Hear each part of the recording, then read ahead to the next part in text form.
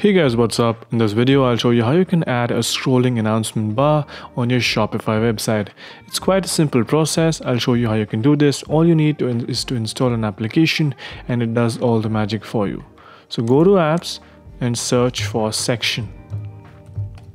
Once you do that, you will be landed on the App Store and quickly install this application right here, which is Section Store Theme Sections. It's built for Spotify, so the integration is quite seamless as well. Just click on install, and once the installation is complete, this is the page that you will come onto. And as you can see, the scrolling announcement bar is over here. It has a one-time fee of $9. All you need to do is pay once and you can use it forever.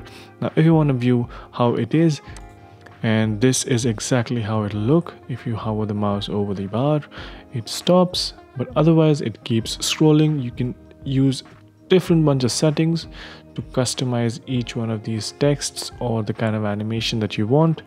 It's quite easy to use. All you need to do is buy it for $9 and that's it, you're done. So yeah, hopefully this video was helpful. If it did help you out, make sure you subscribe to the channel, like the video, and also comment down below on what next videos we should make. So yeah, that's pretty much it for this one. Thank you for watching. Bye bye.